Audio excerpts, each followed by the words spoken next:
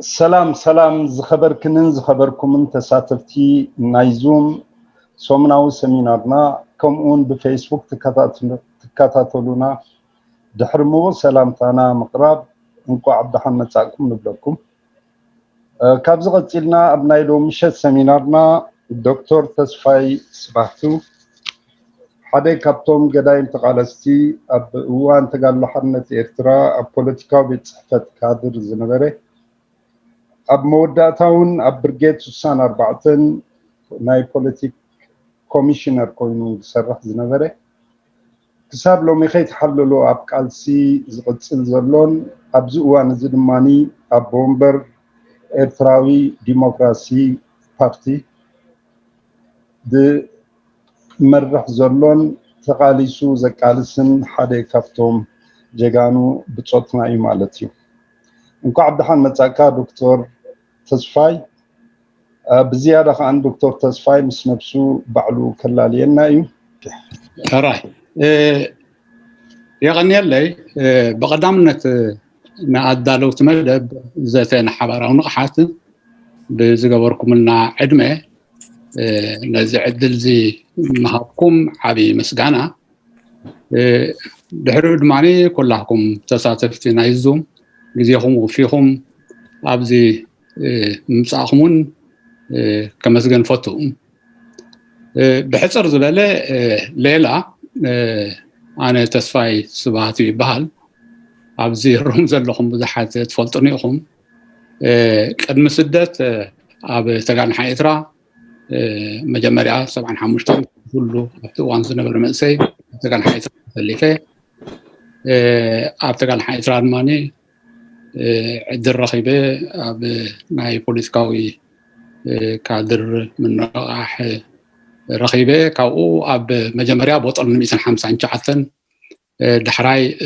بوطل 170 نايتن كلته بوطل نايتن بوطلنتات بوليتيكال كوميشنر نيره امچرش خاني اب بريجيد 64 نايتا بريجيد ناي بوليتيكا كادر نيرو مالتيو حسن كليفه مرح بريجيدنا نيرو عبد الحسن مكتل مرح بريجيد تولد مدن ماني تسويو او قحد ناي صدتا نيرو دحراي كن تخليط مستقبرا بزي اخيبا ونالو داويت فساي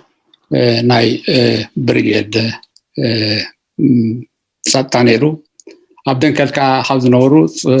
ገጽ ኣብዚ ሪኢና ማለት እዩ بعد ጎይቶኦም ግርማይ ብጣዕሚ ጽቡቕ ዕድል እዩ ብድሕሪኡ እቲ ተጋናሕ ኤርትራ ከምቲ ኩላህና ዝነበርናዮ በቲ ዝነበረ ወጋሕድ ምክንያት ናብ ስደት ምሰምራሕና እቲ ቃልሲ ጠጠው ኣይበለን ብፍላይ ኣብዚ እዋን ዝናብኡ ክነጥር እንድሕር ኮይና ከዓኒ ኣብ ኢዲፒ ወይ ድማ ሰልፊ ዲሞክራሲ ኤርትራ ኣባል መሪሕነት ኣብ ወንበር ኮይነ ይቃልስ ኣለኹ እዚ ሰልፊ እዚ ኣብ ሓደ ፍሉይ እዋን ዝቆመ ሰልፊ ካብ ኣብቲ እዋን ዝነበረ ኢፒኤምን ካብ ሰልፊ ዲሞክራሲን ዝነበሩ ብምክንያት ናይ ኢፒዲፒ ናብ ሓደ ጌርና ነርና ድሕራይ ናብ ሓደ ውስን እዋን ናብቲ ናይ ኣዋሳ ሕቶ እዩ ነይሩ እቲ ውሳኔ ክንሰማዕ ካልና ንሕና መሪፅና ምክንያቱ እቲ ናይ ኣዋሳ ኣገዳስነት እስከ ሕጂ እቲ ባይቶ ስለ ንዓግበሉ ኣብዚ እቲ ጉዳይ ከምኡ ስለ ዝኾነ ውድብና ብዙሕ ኣይቃላቐል እዩ ኣብዚ ሜድያ ግን ኣብቲ ዝኸይድ ናይ ሓባር ናይ ፅላል ስራሓት ኣብቲ ኮሚቴታት ትኹን ኣብ ደረጃ መሪሕነት ብዝተፈላለየ ምውሳእ ንገብር ነርና ስቲሉ ንገብር ካብቶም ፍሉጣት ኣብኡ ተዋስኡ ከም በዓል ተጋዳላይ ኣድሓኖም ገብረማርያም ኣባል መሪሕነት ሓመድ ኑር حجون وعلو بومبر نايتي بايت خوينو سلاب كلا غبا زبصح مالتي اتي لومي حزيو مصي زلخو حفشاوي حفشاو كنتاتنا كنتات ناي هدف دنب تقومو كومون قرب بدهوتات كتنكفي بعقمنا خاني ابتي ودب زلو ناي فتح حسابات كمان كافل والماني ما كاتعنا سوي كقرب كفتني مالتي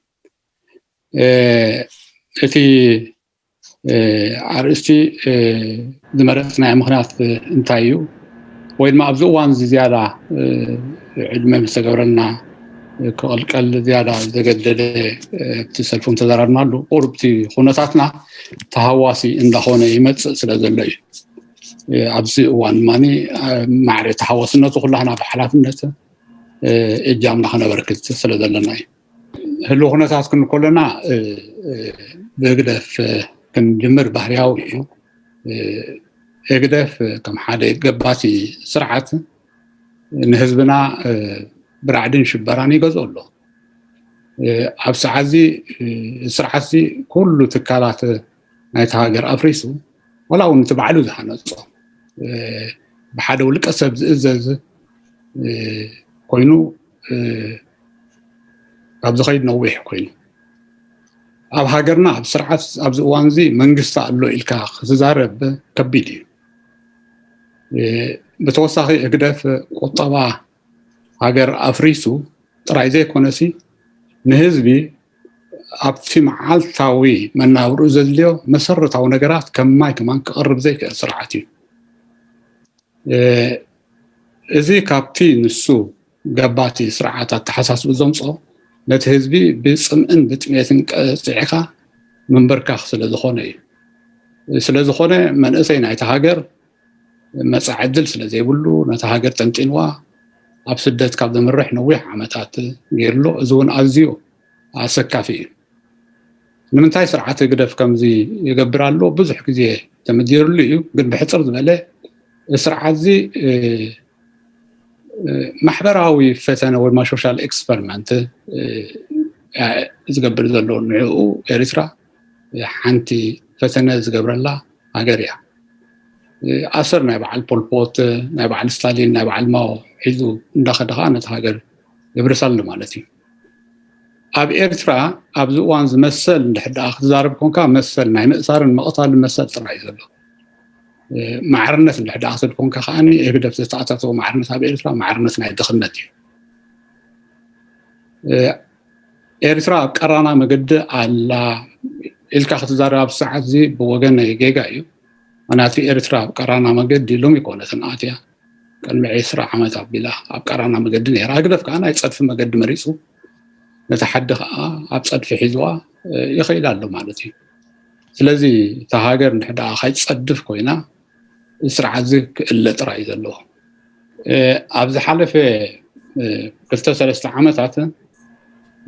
ኣዝዩ ኣዘራራቢ ኮይኑ ዘሎ እቲ ዝምድና ናይ ኢሳያስን ቀዳማይ ሚኒስትር ኢትዮጵያ አብይ ኣሕመድን እዩ ክልቲኡ ሃገራት ካብቲ ዝነበሮ ናይ ሰላማይ ኩናት ካብኡ ሰጊሩ ናብ ንቡር ዝምድና ክምለስ ኣወንታዊ እዩ ምክንያቱ ኩሉ ቃልስና ንሰላም ስለ ዝኾነ ናይ ባዕሉ ብልጫታት እውን ኣለዎ ይኹን እምበር ኣብቲ ዝኸይድ ዘሎ መስርሕ ብዙሕ ዘሰክፈካ እቲ ዝግበር ዘሎ በቲ ሓደ ወገን ጨርሹ ግልፅነት ዘይብሉ በቲ ካልእ ድማኒ ብሓደ ውልቀ ሰብ ይፍፀም ስለ ዘሎ እዩ እዚ ኣዝዩ ኣሰካፊ እዩ እቲ ንሕና ዝያዳ ነተክረሉ ግን ክኸውን ዘሎ እዚ ሓደ ካብቲ ዘሰክፈና ግን ካብኡ ንላዕሊ ከዓ እቲ ብርሰት ናይ ሃገር እዩ ኩሉ ግዜ ንሕና በብዝመፅእ ሓድሽ ርእየታት ከም ደንበ ፍትሒ ክንጓዓዝ ወይ ድማ ንብኡ ከይድ የብና ፅቡቅ ክንዛረበሉ ግን እቲ ኣብ ውሽጢ ሃገር ዝኸይድ ዘሎ ግፍዒ እቲ ኣብ ውሽጢ ሃገር ዝኸይድ ዘሎ ጨፍለቃ ንሱ እቲ ዝያዳ ንዓና ገዳሲ ኣርእስቲ ኮይኑ ክኸይድ ዘሎ ብጀካዚ እቲ ኣብ ዝሓለፈ 6 ወርሒ ዝያዳ ዘዝሃርበና ዘለውን ሓድሽ ኩነታት ተፈጢሩ እዚ ድማኒ ኣብቲ ኣብ ትግራይ ዝተወልዐ ኩናት እዩ እዚ ዓብይ ቦታ ሒዙ ኣብ ደንበ ተቃውሞ ካልእ ኩሉ ተረሲዑ ከማካትዒ ነጥቢ ፀኒሕን ኣሎን ኣሎ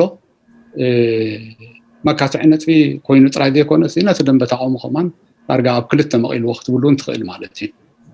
ኣብዚ ንሓና ርእይቶ ንፁር እዩ ቅድሚ ሕጂ እውን ኣብቲ ንዋስኣሉ ባይታታት ገሊፅና ነርና ኩናት ጠጠው ንኽብል ቀፃሊ ፃውዒት ክንገብር ኣለና ምክንያቱ ናይ ሰላም እምነት ስለ ዘለና እቲ ካልኣይ ኩሉ ግዜ ምዝ ስዒቡ ዝመፅእ ዘይፍትሓውያን ኣካላትና ንሕድን ክዋግኡ ከለዉ እቲ ህዝቢ ኩሉ ግዜ ግዳይ ይኸውን እዩ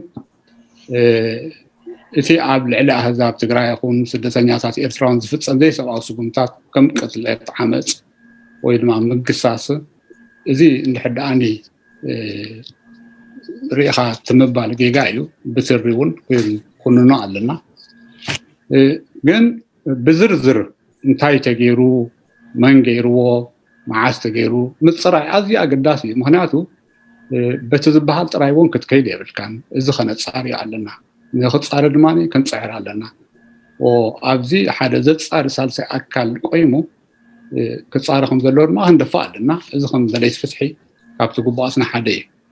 ኣብ መጨረሻ ከዓ ሰራዊት ኤርትራ ኣብኡ ክህሉ ጌጋ እዩ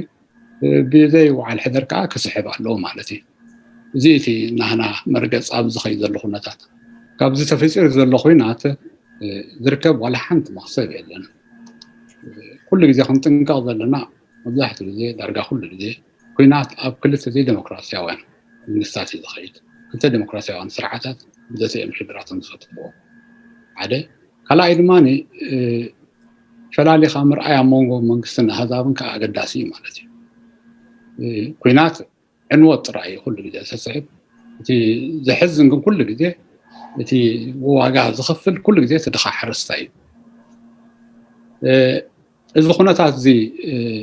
ምስ ተፈጥረ ነዚ ኩነታት እዚ ተጠቒምካ ስርዓት ግደፍ ንምእላይ ከም ሓደ ሓድሽ ቅዲ ሓንፂፅካ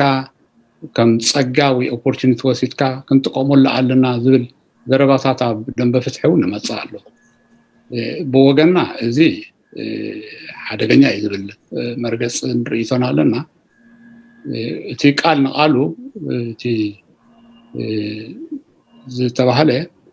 ንህዝቢ ትግራይ መሪሕነቱን ከም ናይ ቃልሲ መሓዛ ተቐቢልና ድሕነትን ረብሓን ሃገር ኤርትራ ንምርግጋፅ ድልዋት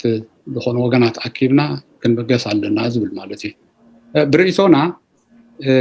ወይ ድማ እዚ ቁርብ ዝያዳ ኤንፋሳይዝ ምግባሩ እቲ ዘጠቕመሉ ወይ ዝጥቀምሉ ናይ ሓባር ፀላኢ ስለ ዘለና እስያስን መሓዝቱን ኩሉ ግዜ ድማ ናይ ፀላኢ ፈታዊ ዓይነት ኣታሕዛ ሒዝካ ብሓባር መቅላስ ዝብል እዩ ከምዚ ዓይነት እዚ ቁርብ ነቲ ናይ ሃገር ህንፀት ነካይዶ መስርሕ ተናኽፍ ርእይቶታት ክመፅእ ከሎ ብወገንና ብሸለልትነት ዝረአይ ኣይኮነን ብሸለልትነት ዝረአይ ኣይኮነን ጥራይ ዘይኮነ ሳዕቤናቱ ንመፃእ ሳዕቤናቱ ንኽት ግምቶ ቀሊል ኣይኮነን ኣብ ውሽጥና ስጋብ ናይ ሓሳብ ፍልልይ ጥራይ ዘይኮነን ንሕዳእ ተግባራዊ ኮይኑ ካልእ እውን ከስዕብ ይኽእል እዩ ወይ እቲ ዝበሃል ዘሎ ቁርብ ንምብርሁ ኣብ ክልተ ክመቕሎ እየ ማለት እዩ ምክንያቱ ብዙሕ ዝርዝር የብሉን ኣፕሮች ዝገበርና እውን የለን ትግራይ ኣቲኻ ወይ ኢትዮጵያ ኣቲኻ ከም መንጠሪ ቦታ ምጥቃም እንድሕር ኮይኑ ኢትዮጵያኹን ዋላ ሱዳን ከም መንጠሪ መቃለሲ ቦታ ኩሉ ንሕና ናፅነት ሓሊና ሓድሽ ሓሳብ ኣይኮነን ነርና ኢና ኦፍኮርስ ድኽመታት ስለ ዝነበረና ብዙሕ ሽግራት ኣብ ውሽጥና ምትእታው ነይሩ ክኸውን ንኽእል እዩ እዚ እንድሕር ኮይኑ ፀገም የለን ግን ካብዚ ሓሊፉ ብምሕዝነት ኮንካ ነስርዓት ምእላይ እንድሕዳ ኮይኑ ካልእ ኣቕጣጫ ስለ ዘሎ ንሕና ነዚ ኣትሪርና ንቃወሞ ኣተሓሳስባን ኣገባ ኣቀላልሳን እዩ እዚ ተፈፂሩ ዘሎ ኩነታት ከም ፀልወና ርዲ እዩ ህዝቢ ትግራይ ከም ጎረቤት ሓዊ ህዝቢ ከምኡ እውን ኩሎም ጎራብትን ሓዊ ኣህዛብን ክትንከፉ ክብደሉ ከለዉ ምስ ብድላት ምስ ውፅዓት ኮይና ዓገብ ክንብል እዚ ሰብኣዊ ግቡእና እዩ ምክንያቱ ንባዕልና እውን በቲ ስርዓት ንጭፍጨፍ ስለ ዘለና ይኹን እምበር ከም ኤርትራውያን ኩሉ ግዜ እቲ ከገድሰና ዘለዎ እቲ ናይ ውሽጥና ጉዳይ እዩ በዚ ሕጂ ተፈፂሩ ዘሎ ናይ ጉዳይና ረሲዕና ገለ ኤርትራውያን ምስ ስርዓት ዘለዉ ቲፎዞ ኣብይ ይኾኑ ገለ ኣብ ደንበ ተቃውሞ ዘለና ምስ ናይ ትግራይ ጎኒ ሒዝካ ጉዳይ ካርስዕኻ መኻድ እዚ ንዝኹሉ ተመክሮናን ዓቕምታትናን ዘምሕር ኣይኮነን ነቲ ሓድነትና እውን ስለተናኽፎ ዕሙቕ ኣቢልና ክንርድኦ ንላቦ ማለት እዩ ኣብቲ ደንበ ተቃውሞ እንተመፂና ደንበ ተቃውሞ ከምቲ ኩላና ንፈልጦ ፖለቲካዊ ውድባት በርገሳዊ ማሕበራት ናይ ሚድያ ትካላት ዝቆመ ደንበ እዩ ሰፊሕ እዩ ኣብቲ ፖለቲካዊ ውድባት ንመፂና ካብ ቀደማት ሒዙ ስጋ ሕጂ እውን ዝቕፅል ዘሎ እቲ ሰለስተ ተሓሳስባ ሒዙ ዝኸይድ እዩ ብሃገራዊ ዴሞክራሲያዊ ፕሮግራማት ተጠርነፉ ውድባት ኣለዉ ናይ እስላም ውድባት ኣለዉ ናይ ብሄር ውድባት ኣለዉ ኣብዚ እዚ ደንበ ተቃውሞ መብዛሕትኦም ገዳይም ፖለቲካዊ ውድባት እዮም ንነዊሕ ዓመታት ብዓቕሞም ኣንጻር ግደፍ ተቃሊሶምን ይቃለሱን ኣለዉ ነቲ ናይ ለውጢ ሽግ ቃልሲ ንነዊሕ ዓመታት ሒዞም ሞ ስለ ፀንሑ ድማኒ እቲ መንእሰይ ናብቲ ቃልሲ ይፅምበር ኣሎ እዚ ዓብዪ ኣበርክቶ እዩ ስለዝኾነ ከዓኒ ክምጎሱ ኣለዎም እቲ ሓንቲ ገበሩን እንዳልካ ናይ መቋናፀቢ ዘረባታት ዝመፅእ ሓጋዝ ኣይኮውኒ ኣብቲ ቃልሲ ሓጋዝ ኣይኮውኒ ቀሊል ስራሕ ኣይኮነን እዚ በንጻሩ ክንኣምነሉ ዘለና ከዓኒ ለውጢ ከነምፅእ ኣይከኣልናን ለውጢ ከነምፅእ ዘይምኽኣልና ከዓኒ ውሽጥና ክንፍትሽ ይግባአና ማለት እዩ እቲ ለውጢ ከነምፃሉ ዘይከኣልና ምክንያት ብዙሕ ምክንያታት ክህልዎ ክእል እዩ ግን ካብተን ቀንዲ ምክንያታት ክጠቅስ ክፍትን እየ ማለት እዩ ሓደ ካብቲ ቀንዲ ምክንያታት ክንቋፀሮ ዘይንኽእል እቲ ኣብ ሃገር ወፂኻ ኣብ ደገ ኣብ ጎረቤት ይኹን ዋላ ኣብ ርሑቕ መቅላስ እዚ ኣዝዩ የካብዶ እዩ ነቲ ቃልሲ ምክንያቱ ወሳኒ ተራ ዘሎ ቃልሲ መሪሕ ኮንካ ክትቃለስ ስለ ዘፀግመካ ማለት እዩ እቲ ካልኣይ እቲ ባዕላዊ ድማኒ ንነዊሕ ዓመታት ብሓባር ንቃልስ ዝኣምበር እቲ ኣቀላልሳና ተባታቲና ስለ ንኸይድ ዝምብታን ድማኒ ሓይልኻ የዳኽመካ እዩ ምክንያቱ እቲ ዓቕምታት እንድሕር ተባታቲኑ እቲ ሓይልታት ከዓ ይዳኸም ማለት እዩ ብሓባር ምቅላስ ኣብ ሓደ ምምፃእ ከም ዘድሊ ኩላህና ውድባት ንዝምሮ ኢና ዋላ ሓደ ውድብ የለን እዚ መዝሙር ዘይዝምሮ ግን ኣብ ተግባር ከዓኒ ካልእ ኣሎ እቲ ባይታ ማለት እዩ እቲ ቃልሲ ድማ ንማዕሩ ይጉተት እዚ ካብቲ ሲሪየስ ክንሪኦ ዘለና ጉዳይ ብፍላይ ኣብዚ እዋን ዝሓደ እዩ ፍልያት ንምፅባብ ተባሂሉ ዝቆመ ፅላላት ካብ ቀደማት ሒዙ ከም ምሕዝነት መጀመርያ ዳሕራይ ኪዳን ሕጂ ድማኒ ባይቶ ዴሞክራሲያዊ ለውጢ ኣሎ እዚ ፅቡቅ እዩ ናቱ ኣስተዋፅኦ ኣለዎ ምክንያቱ ነቲ ቀዲመ ጠቀስኮ ዝተፈላለዩ ኣተሓሳስባታት ኣብ ሓደ ኣምፅኡ ናይ ሓባር ስራሕ ክሰርሕ ስለ ዝፍትን በቲ ሓደ ሸነኽ ከምኡውን ነተን ኣብ ደድፋዓተን ዝነበራ ውድባት ካብቲ ድፋዓት ኣውሪዱ ናብ ሓደ ፅላል ከምፀን ከሎ ዓብይ ባይታ ይፈጥር ንኽላለዩ እንካን ሃባን ንኽባሃሉ ማለት እዩ እዚ እቲ ዝዓበየ ናቱ ጥቕሚ ኣብቲ ናይ ነዊሕ ዕላማና ነዊሕ ዝኸይድ መስርሕ ናይ ሃገር ህንፀት ዓብይ ተራ ኣለዎ ምክንያቱ ሃገር ብሓባር ዜጋታት እንድሕር ካሃንፁ ኮይኖም ክላዘቡ ክላለዩ ክፋለጡ ክወሃዱ ኣለዎም ኣብዚ ዓብይ ተራ ኣለዎ ግን ኣብቲ ናይ ቀረባ ዕማምና ነቲ ስርዓት ኣብ ምእላይ ግን ስጋ ሕጂ ርኡይ ተራ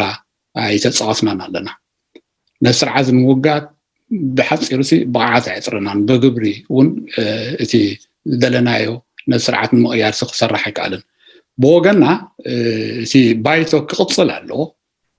ምክንያቱ ክሰፍሕ እውን ኣለዎ ንሕዳእ ተኻኢሉ እቲ ቀንዲ እዚ ዘገድሰና ኩሉ ግዜ ከም ውድብ ንመዝኑ ድማ እንታይ እዩ እቲ ተራናቱ ኣብ ኤርትራዊ ሃገርነት ኣብ ምሕያል ዓብ ኣስተዋፅኦ ስለ ዘለዎ እዩ ብሕፅር ዝበለሲ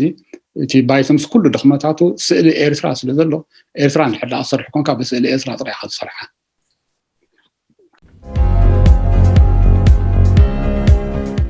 ኣዳል ድምፂ ኤርትራዊ ሃገራዊ ባይቶን ዴሞክራሲያዊ ለውጢ ንህልው ወግዓዊ ኩነታት ናብ ዝበለጠ ንምቕያርን ኣብ ለውጥን ሓሳባት ምግላጽን ዘተኮረ ድምፂ ህዝቢ ኤርትራ ኣብ ውሽጥን ኣብ ደገን ካልእ እቶም ኣብ ደንበ ተቃውሞ ዘለኹም ቅድም ተጠቕሰ እቶም ኣብ በርጌሳዊ ማሕበራት ተወዲቦም ወይ ኣክቲቪስታን ኢሎም በብውልቆም ዝቃለሱን እቶም ናይ ሜዳ ትካላትን እዮም ናይ ዚኣቶም ጊደውን ወይ ተራ ዝነኣድ እዩ እቲ ኣብ ዲያስፖራ ዝኸይድ ስራሕ ከማን ንሓንሳብ ተመሳሳሊ ክኸውን ይኽእል እዩ ስለ ዝኾነ ከዓኒ ብዙሓት ኣባላት ናይቲ ፖለቲካ ውድባት ከማን ኣብቲ ዘለዎ ኮሚኒቲ ኣካላት ናይ ዝኾይኖም እውን ይንቀሳቐሱን ብሓባር ይሰርሑን እዮም እዚ ድማ ክተባባዕ ዘለዎ እዩ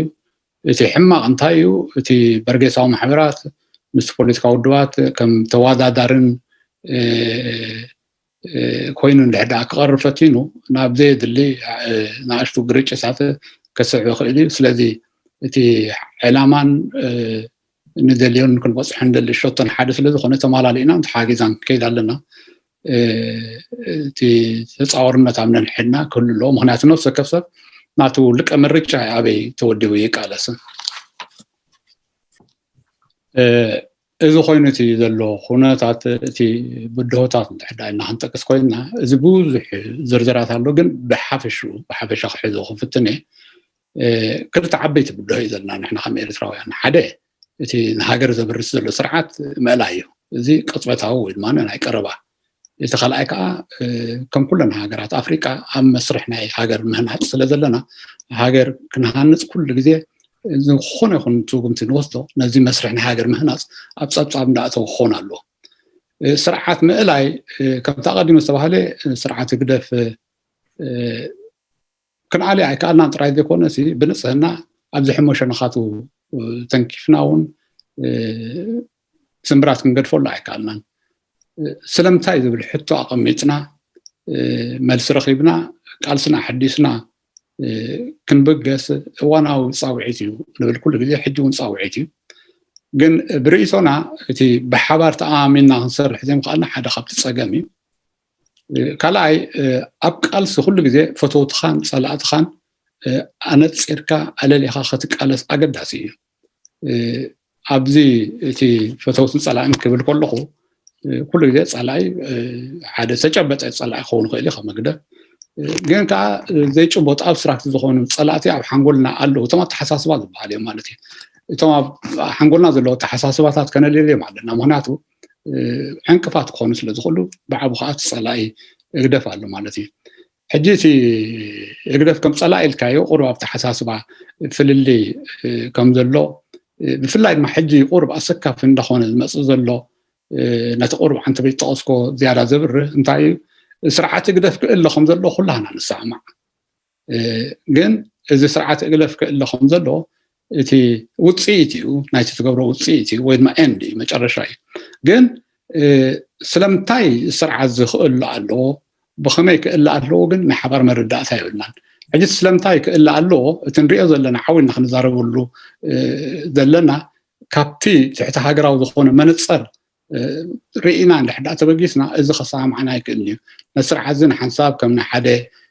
ስርዓት ክፈላለየና ኢሉ ዘይገብሮ ነገር የለን ምክንያቱ ስልጣን ክናውሕ እንድሕር ኮይኑ ነቲ ዝተፈላለዩ ዝንባሌታት ናይ ሃይማኖት ድዩ ናይ ኣውራጃ ድዩ ናይ ብሄር ድዩ ናይ ወገን ድዩ ኮታስ ንእሽተይ ፍልለ ኣሎ ዝብላ መዝሚዙ ክቕፅል ባህርያት እዩ ግን ንሕና ናይዚ ኣደዳ ክንከውን የብልና ስለዚ ስርዓት እንድሕር ዳኣ ክእለ ኣለዎ ክንኮልና እታ ክንሰማዕላ ዘለና ኩላህና ስርዓት ገባቲ ጨፍላቂ ሃይማኖት የብሉ ወገን የብሉ ዓሌት የብሉ ንኩሉ ኤርትራዊ ድማ ብሓባር ጨፍሊቆ ስለ ዝኸይድ ካብዚ ኣረኣዳዳ እንድሕር ዳኣ ተበጊስና ኣብ ስራሕና ንስርዓት ንምእላይ ክቐለልና ይኽእል እዩ ማለት እዩ እቲ ኣብ ልዕሊ ግደፍ ዘለካ ዴፊኒሽን ወይ ድማ እንታይ ስርዓት እዩ ዝብል ውስን እዋን ናይ ታሪክ መወከሲ 2011 ኣብ ደንበ ተቃውሞ ዘለዎ ፖለቲካዊ ውድባት መጀመርያ ምስ መንግስቲ ኢትዮጵያ ኣብቲ እዋንቲ በረኸት ስምዖን ዝመርሕ ነበረ ሰሚናር ጌርና ነርና ወቲ ዝቐረበ ሽዑ መግለፂ ኩላህና ከም ዝዝክሮ ገለና ኣብኡ ተሳቲፍና ኣነ ተሳቲፈ ነይረ ማለት እዩ ኣብ ኩሉ ክእሉ እዮም ተሳትፉ ስርዓት ናይ ኣስመራ ከም ናይ ሓደ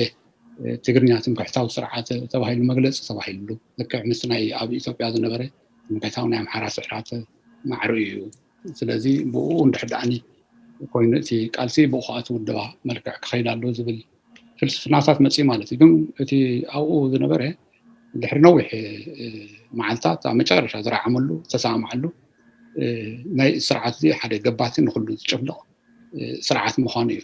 ኣብዚ ቁርብ ክዝክሮ ዘሊ ስውእ ተጋዳላይ ኣድሓኖም ገብረማርያም ዓብዪ ግደ ተፃዊቱ ምክንያቱ ዓሚቕ ኣፍልጦ ናይቲ ስርዓት ካብ ኩሉ ንላዕሊ ስለ ዘለዎ ማለት እዩ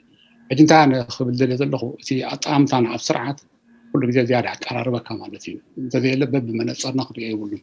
ካልእ ብተወሳኺ ምስ ዝኸይድ እቲ ኣብ ደንበ ተቃውሞ ናይ ድኽመትና ኮይኑ ዝግለፅ እቲ ጉድለት መሪሕነት መሪሕ ኣካል የብልና እንዳተባሃለ ብዙሕ ዝረበሉ እዩ ወመራሕቲ ኩሉ ግዜ ገደ ክፃወቱ ይኽእሉ እዮም حوا ابراهام بجاخا ذا مايك نعطوال لنا تصنع كاي تخفتا بليز ابراهام تولدي بليز غتصل دكتور تصفاي سوري ስለዚ እቲ ናይ መሪሕነት ጉድለት ተራ መሪሕነት ዘስሕተ የለን ግን ኩሉ ግዜ መራሒ ብርእይቶ ኣነ ካብቲ ምንቅስቃስ ዝወፅእ ካብቲ ቃልሲ ዝወፅእ እምበር ከም ብሕርያ ዝመፅእ ኣይኮነን ግን ብተወሳኺ እቶም መራሕቲ ዘለና እውን ቁሩብ ከም ሓውሲ ነብሰ ነቐፌታ ኣብቲ ዝኸይድ መስራሓት እውን ቁሩብ ናህና ኤጎ እውን ነቲ ቃልሲ ዕንቅፎ እዩ እንድሕር ደኣ ናትካ ኤጎ ከም መራሒ ወይ ከም ውድብ ልዕሊ እቲ ናይ ሃገር ጉዳይ ሰሪዕኻዮ ክትሰርሕ ኣይትኽእልኒ ኢኻ እዚ ከዓ ብተግባር ይረአ እዩ ኩላህናቶም ነዚ ደንበ ተቃውሞ ክንመርሖ ዝፀናሕናን ዘለና ከዓ ኣብዚ ቁሩብ ነፍስና ክንፍትሽ ኣለና ባህላ እዩ እቲ ካልኣይ ዓብዪ ብድሆ እቲ ናይ ሃገር ምህናፅ እዩ እዚ ዘይቋርፅ መስርሒ ነፍሲ ወከፍ ጀነሬሽን ከዓኒ ናቱ እጃም ይፃወት ማለት እዩ ኣብ ታሪክ ከዓኒ እዞም ወለዶ እዚኦም ኣሉታዊ ግደ ተፃዊቶም እዞም ወለዶ እዚኦም ፅቡቅ ግደ ተፃዊቶም እንዳተባሃለ ከዓ ክዝከር ነበር ማለት እዩ ኣብ ጉዳይና እንድሕር መፂና ድሕርቲ መግዛእቲ ካብ ኣርባዕታት ዝጀመረ መስርሕ እዩ ድሮ ንህለ 80 ዓመት ገይሩ ክቕፅል ኢኻ ማለት እዩ ኣብዚ መስርሕ እዚ ኣብ ዝተፈላለዩ እዋናት ዕንቅፋታት የጋጥሙ ነይሮም ተፃብኡታት ነይሮም እዞም ዕንቅፋታት እዚኣቶም ገሊኦም ተሳዒሮም ገሊኦም ተዳኺሞም ማለት እዩ ኣብ ሰዓት እዚ ህግደፍ ንሃገርና ዘዳኽም ናይ ፈላሊኻ ግዛእ ሜላ ተጠቒሙ ንነዊሕ ዓመታት ሰሪሑ ማለት እዩ እዚ ሕጂ ካብቲ ንሃገር ምህነፅ ዘዳኽሞ እዩ ደንበ ፍትሒ እውን ስለዘይተኣመነ ኣብ ህንፀት ናይ ሃገር ከምቲ ዝዘለ ኣበርኪቱ ክበሃል ኣይከኣልን እዩ እዚ ክፍተሽ ኣለዎ ብተወሳኺ ነዚ መስርሕ እዚ ዝፃባእ ናይ ደገ ፅልዋታት ኩሉ ግዜ ክመፅእ ማለት እዩ ኣብ ቀረባ ዓመታት ዝተቃላቀሉ ንኣብነት ነቲ ዓንዲ ሕቆ ናይ ሃገርነትና መንነትና ዝኾነ ታሪክ ሰውራ ኤርትራ ንምንዋር ብዙሕ ፀለመታት ተኻይዱ እዚ ሸለል ኢልካ ክርአ ዘይብሉ እዩ ሕጂ እውን ተመሊሰ ናብ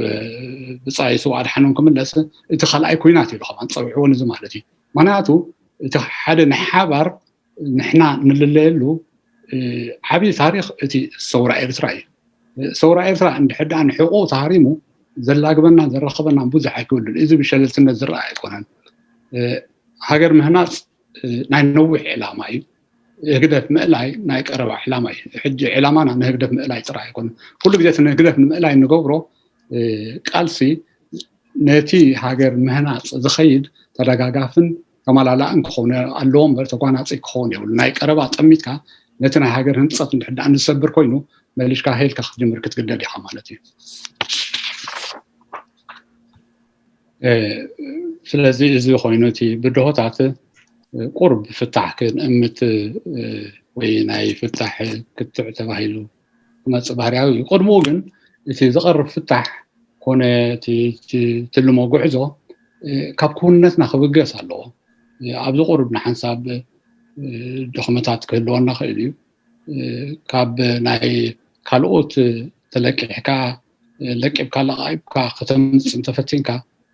መፍትሓ ኣይኮነካ ኩነትካ ነቲ ኩነትካ ዘንፀባርቕ ካብ ኩነትካ ክብገስ ኣሎ እቲ ኩነትና እንታይ እንድሒልና ኤርትራ ብዙሕነት ዘለዋ ሃገር ዝተፈላለየ እምነታት ብሄራት ኣውራጃታት ወዘተ ዘለዋ ሃገር እያ ኣብዚ ዝተመርኮሰ ድማኒ ፍሉይ ባህልታት ቋንቋታት መለለይ መንነት ኣለውና نفسه كفنا خبزنا لذا قداسي أتمعلتها هوتنا يكون حفشة من نورنا أكادنا أبزي ينصبرق نبلع مغبي نخدان نسرحو كذاوتي حزننا مرحنا وذاته من صبرقتها نايزيهم مالتي إذا خصب بدنا يقولون إذا كخر عنا إذا الله زي في الليات زي كعقب مع الله إذا ما الناس إذا مزتف كمول كسب تطفيها كمول كسب تطفيها خاطها حاجة تطفي مالتي معناتها حاجة أكب دمرنا يسلا زخونت مالتي كل جزياتي بزحنتنا مسرت حدنتنا سلا زخونة حيلنا صبغنا حدنتنا بزحنتنا تمركز إلنا كمان كل جزياتي نشرح مالتي زي أقداسي التي نقبل فتح نحد احنا متصخينا أبستمركو سخونا له اقدف كم حدج أفلا سرعات نزد مسيسو معوز مسل سيقا خفتر يسرح سلازخونا حد اللبي حد هزبي يبلا كمالتي كم حد قبات سرعات كابد حليفو خالق قبر عيكلني ماناتو أبسلطان نحد احنا بركوينو نسي زواصو نحنا قن نازل تقايمنا بهالتاتنا خمينا عقب نتخابرنا كقدسنا له بتقدف حزب زخي زلو خاني كم دريه زلنا نزخ تكبر تهزب سلازي قبولن زي عقبولن يقدد رعدن شبران شكان سقمتات كوسد وصيت خاني كم دريه زلنا فشلتنا يتهاجري مالتي كم إرتراويان زقاتات منتنا أب بهرديو ولا ورجاليو وأب سفر عليه نرعملو تبقى أمنتاتنا عند حكمنا جن إتي حاجراونتنا أو قاعدة تشرشنا خلنا توي بالنار مالتي نزخا برتع سرح ليك في اللياتنا كل جزء كم هبتي أكن دخلت كم تصقعات أبكن تصقمات نحدارينا يوم جن يتلويالتنا هنا بقدامنا حاجر كهون على مالتي حجي إتي نحنا قدامنا حاجر نحدار زيجرنا يوم نزوم حجز جلسكم في الليات زرخوا ميلن مالتي ስለዚህ ከም ህዝብን ከም ሃገርን ብሓደ ክንውላ ይንኽእልና ስለዚህ እቲ ዓቢ ባላንስ ዝልየዝ ማለት እዩ ቀሊል ከዓ ኣይኮነን ንኣብነት ኣብ ስደት ነብራልና መብዛሕትኡ ነብረልና ዓድታት ብፍላይ ኣብ ኤውሮጳ ብሓደ ቋንቋ ብሓደ ብሄር ወዘተረፈ ዝኸዱ ቀሊል ይስራሕ ንዓና ግን በቲ ሓድሸና ከቢድ በቲ ሓድሾን ከዓኒ እሳቶም ዘይብሎም ፀጋታት ኣለና ማለት እዩ እቲ ዓቢ ስራሕ ዘድልዮ ነዚ ከመይ ጌርና ببالانس نحزو كيدو خيدو جن إتعقداسي نتي نايتي هاجرنتنا أب كومبرومايزين إتاوي أب تحت هاجرنتنا جن دلنا نكون خيلنا صاقة ما يكونن حدا خلصنا يخون خيل سلام يخون بيلن خون ساهون تكان حيترا خون شعبيا خون ودب إكس خون بيقولوا شرش الصاقة ميول المهناتو إذن ماني دلنا نكون أب تحت هاجرنت كأني مسلنا مالتي زي كم بايت هاجرنا تي نقدر في المغير وين ما لا تخابان ذل كلت عبيت نجاراتي تيك قدامي زيادة أدمع سرعة نخطوات بستخدم مثلا أنا التحسس مع حدنتي نقدم كلنا معناته أبدأ بتقاوم زيادة الزربل لكل جدير إذا حدنت كنا فلنا أبتناي ودبا ذات كوري إذا خافتنا يو بستفعل عليه معناته فتنا يو كعود ما يكعلن بحاجة مسألة دبات منشان فتحها بحاجة مسألة منشان فتحها بزح كذي خابل إحنا مالتي إذا قبر فتنات جيجا مالتها يكون معناته زي تودد كدمع خم زي كل هنا نفلت تطرح ذي كنا سي تموكرنا بوحليفنا ناس الناس كمان همسكنا مالتي ناس الناس همسنا سل تودد ناطري جن أبزي ناي لما فتحنا قبل ذلنا تي عوارض با أي سلطة زي سلطة مخنيات توادد با نالباش جيجا سلطة خونه كيكون خيليو نالباش أبتتحساس با أب حادث لذي مثلا سلذي سيادة هتصحر لزلو نتودوا كل جزء كتصفحون ملوخت قورون أقداسي كوينو تي زيادة زلي صحري أبتتحساس با أب حال الممساي بفلا كأني تي بوليتيكا ودبات توم مهارات إيرتران كبركتو زلهم إذا حدش منأسي بقدر عبي منأسي نسرعة صبوا جراي فلطاني أنت عين السرعة مخانو كان مهر لنا تي عبدن بتقامون نجورو نايتي سرعة جيجاتات مزرزار جبناتو أمك العزة تكوري እዚ ክግበር የብሉን ኣይኮነን ክግበር ኣለዎ ግን ዜናዊ ስራሓት እዩ እቲ ሓላፍነት ረኸውን ዘሎ ኩሉ ግዜ ንህዝቢ ክትዕጥቆ ክበሃል ከሎ ሓደ ፖለቲካዊ ኣተሓሳስባ ሓደ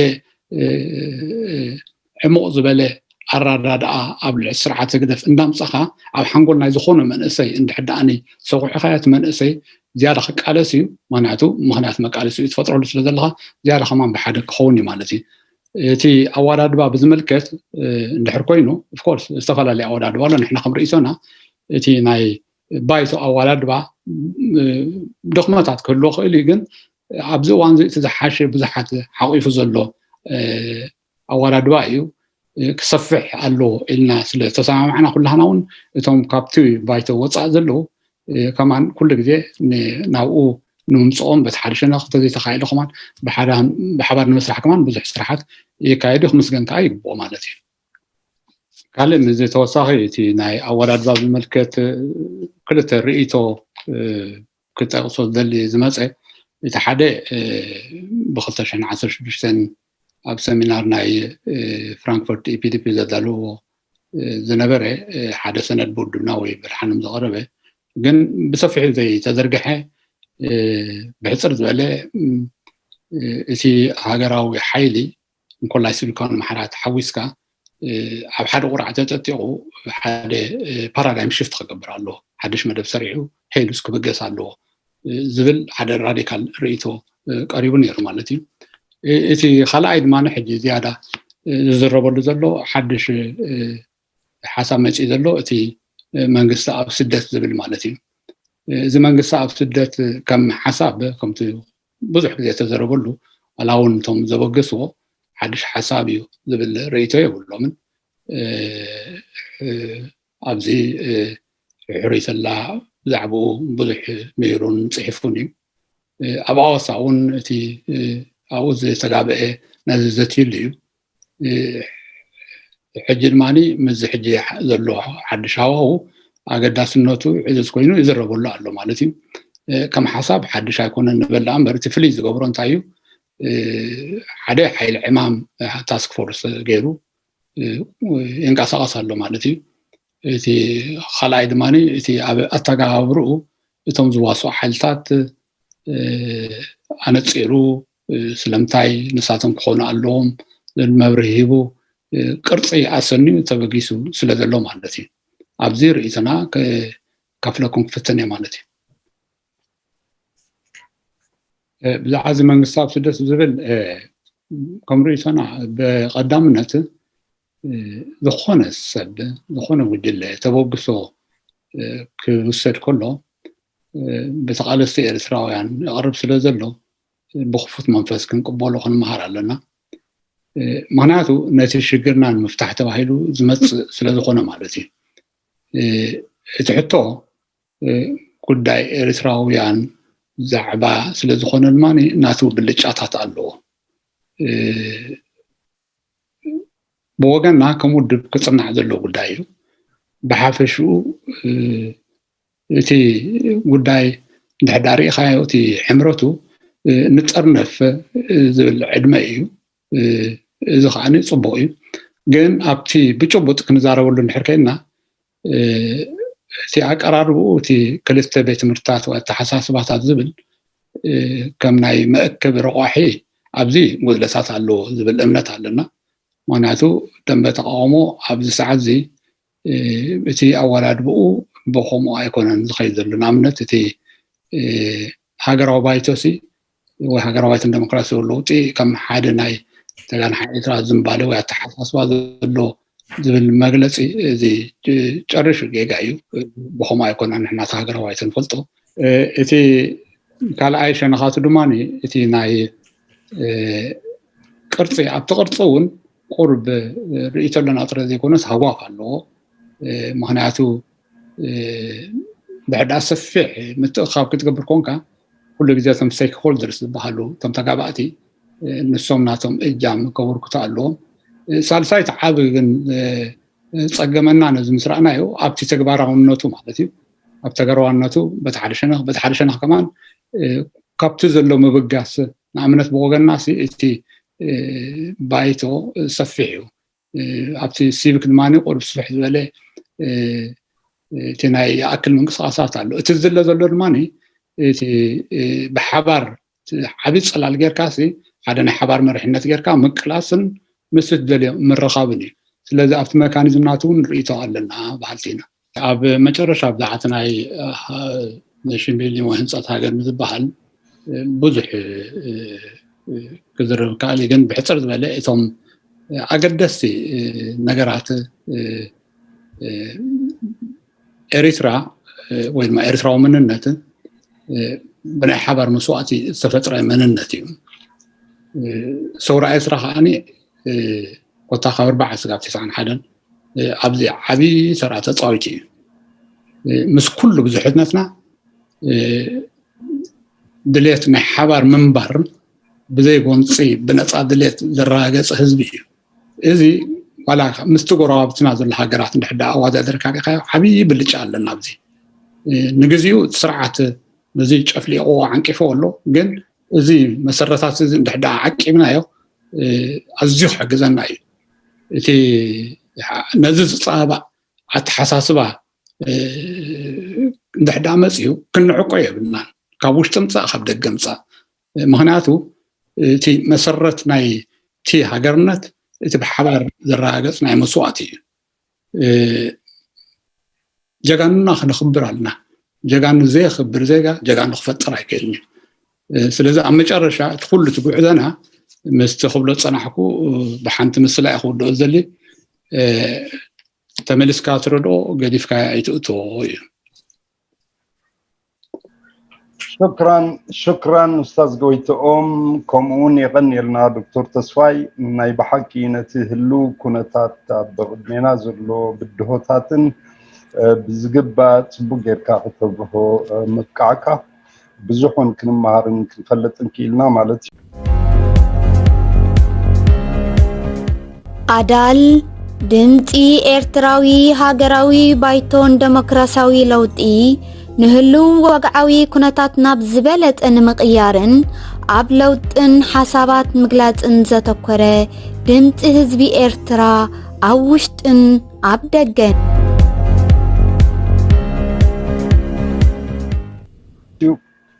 ካብዚ ቀጥልና ናብቲ ካልኣይ መደብና ናይ ሕቶን መልስን ክንኣትዩና ኣብቲ ናይ ሕቶን መልስን መደብና ከዓኒ ንሓደ ሰብ ሓንቲ ሕቶ ከነፍቅድ ኢና ማለት እዩ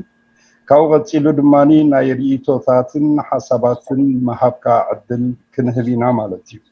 ኣብዚ ከይረሳዕኮ ክኸይ ዘይደሊ ኣብ ዝሓለፈ ግዜ ነቲ ናይ ንገብሮ ሰሙናዊ ሰሚናራት ኣብ ምዝርግሑ ዓብይ ተራ ክፃወቱ ዝፀንሑ ምሳና ዝተሓባበሩ ዘለው ቲቪ ኣዳል ከምኡውን ኤኤን ሚድያ ከምኡውን ስኒትና ኔትወርክ ናይ በሓቂ ኣብ ቲቪ ንምዝርጋሕ ይኹን ከምኡውን ኣብ ዩቲዩብ ዓብይ ተራ ፃወቱ ስለዘለው ብሽመይን ብሽም ምምሕዳር ዘተን ሓባራውን ቅሓት ድማኒ ልባዊ ምስጋና ነቕርበሎም ማለት እዩ ስለዚ ኣነ ኣብቲ ዕድል ምሃብካ ኣትየ ነቶም ኣእዳውኩም ሓፍ ኣቢልኩም ዘለኹም እቲ ዕድል ግን ናይ ሕቶ ምሕታት እዩ እሞ ኣማኒኤል መብራህቱ ዶክተር ኣማኒኤል عدل نعخا امينو حسب كلمه خستاي مهابكاب زي يعني حساب اللوني تفضل ابزي كله مالت كابتن كورونا ابزي خنكايدو زي قنينا اخيباتات نوح اخيبا نا 4 نا 5 ساعات نوسد جن اتي مبزحتو غزينا زطفئ حدا ابتي حتو كحتتن كله نتحتو دحر بايتا وي جلسا وي وين غزارسو نوح زربات زريبو تحتو اوشت تعود حساب اوشت كونتكست تدربيو يترف مو بحركه اوسي كا عندنا تي ملاساي كملسي فتن سلازي حتو حاده بحصار مالت بقرب قالات انت خونه تحتو كالايتي حدا كابتي عبي حسابات نايزي غزا وي نايزي مدرخ ሓበራዊ ንቕሓት ንምጥራይ እዩ ሓበራዊ ንቕሓት ከዓ ነዚ ኩሉ ክብሎ ነታን ሃንፃ ናይ ሓባር ሃገር ውን ሓበራዊ ተረድኦ እንተደኣሃልዩና ሓበራዊ ንቕሓት እንተደኣሃልዩና ከፀግመና ኣይክእልን ሓበራዊ ንቕሓት ከዓ እቲ ዝዝረብን እቲ ዝበሃልን ኣብ ኩሉ ብሓደ ክበፅሕ ኣለዎ እቲ ብትግርኛ ዝሰምዕ ጥራይ ሓደ ነገር ይሰምዕ እቲ ብዓረብ ዝሰምዕን ወይ ትግርኛ ዘይሰምዕን ካልእ ነገር ካልእ ጥራሕ ይሰምዕ ስለዚ እታ ናይ ሓባር ንቕሓት ክጥረ ስለዘይክእል ብናይ ሓባር ምኻድ ውን ኣይርከብን ማለት እዩ ስለዚ እዚ ሓደ ካብቲ ዕላማና ኮይኑ ግን ከዓ ኣብ መወዳእታ ኩላህና እቲ ሓደም ተተዛረበ እቲ ካልኣይ ዝሰምዖ ክንከውን ስለ ዘለና ከምኡ ውን ግዜ ንምቁጣብ ሓንቲ ቴክኒክ ክንመሃር እያ ካልኣይ ግዜ ንምቁጣብ ሕቶ እንተዘይተርጎምና ይሓይሽ ምክንያቱ እንታይ ማለት እዩ ኣብ መልሲ ክርከብ ስለ ዝኽእል እቲ ዝሓታታይ እንታይ ኢሉ ሓቲቱ ንዝብል ኣብቲ መልሱ ይንክርዳእና ዝኽእል ከምኡ እንተኾነ ይሓይሽ መስለኒ ግን ጋሻና ነቲ ዝመፅእ ሕቶ እንተደኣ ዘይት ማለት ክትርጎመሉ ዝደሊ ኮይኑ ወይ ውን ኣፀቢቑ ስታይ ንኸብሎ እዚ ክስታይ ከነብለሉ ዘይብሉ ግዜ እዩ ግዜ ውን ኣብዚ ክንቁጥብ ኣለና ክንብል ኣይንኽእል ኢና ከምኡ እንተገበርና ዝሓሸ እዩ ይብል ከም ዝበሃል ዘረባ ማሸላን ርእሱ ከምኡ እስከ ንግበሮ ክሓፅረልና وأنا أنتهي قبل دليل بتي مالسي تي قرب خواتي سلزخونكو يا بتناي مترجم من شمو زي جبركو جن بالطعمي أستاذنا بالطعمي ناي مترجم بروفيشنال زخونة بالطعم الزنقد أنا بالطعمي ناتو مترجم بتاعمي بترجم بزحنا سريحنا بزنا يدم بتقاوم جن بتاعمي بروفيشنال زقنا مترجمه سلزي بزح زو الساق زي الرم قال ملاي بالليل من تاي بتاعمي حدا حنتا يجدفن قال ابتنا الشم قرب ابتنا السلفي شم بزح ابتميني ناتو في الله يمنتنيو ابتي جبهه الوطنيه قال الزبلو زي ودب زي ويزي سلفناتنا سلف الديمقراطي زبال ابون بروتس دكتور تصفاي سبحاتو بكابتينا دحبايتناتو بين بنسيو خبي زبل حتى مملاس زبرهم علاتيو زي سلفزي ناي كم حدا وصيت ناي سلسته ودبات سميروم ويا حدا جيروم نيروم تذكرون توهنكم سلف الديمقراطي سلف حزبي EPM ወይ ናይ ምንቅስቃስ እዚኦም ሃገራዊ ምንቅስቃስ እዚኦም ድሓር ኣብቲ ናይ ግዜ ናይ እዋሳ ሕማቅ ኣጋጣሚ ኮይኑ ፍልልያት መፅኡ ንሕና ኣብቲ ናይ እዋሳ ተሳቲፍና ማለት እዩ እዚኦም ሰልፊ ዲሞክራሲ እቶም ካልእ ብድብ ዝነበሩ ከዓ መብዛሕትኦም ኣይኣተውን ሽዑ ማለት እዩ ንሕና ግን ምስቶም ብፆትና ክንኣቱለና ናብዚ ናይ እዋሳ ተባሂሉ ካብቲ ካልእ ፍልልያት ኣይነበረን ማለት ኣይኮነን ግን ዝያዳ ከም ርኡይ ዝነበረ እሱ ስለዚ ካብኡ ጀሚሩ ድሓር ጉባኤ ገይሩ እዚ ኣቦ ወንበር ተስፋይ ስብሓቱ ዝመርሖ ከምኡውን በዓል ኣምባሳደር መሐመድ ኑር ኣሕመድን ስውእ ተጋዳላይ ኣድሓኖም ገብረ ማርያም ካልኦት ዝነበሮ ውድብ እዩ ማለት እዩ ስለዚ ውፅኢት ናይዚ ክልተ ውድብ ኤፒኤምን ሰልፊ ዲሞክራሲን ካብኡ ዝመፀ ውድብ እዩ ማለት እዩ ኣብቲ ካልእ ኣብቲ ናይ ኩነታት ናይ ማለሲ ኩሉ ዶክተር ተስፋይ ገሊፅዎ እዩ ኣነ ሕጂ ግዜኹም ክወስድ ብዙሕ ኣይደልን እየ ኣብቲ ጉዳይ ናይ ኩናት ኣብ ኢትዮጵያ ዘሎ ግን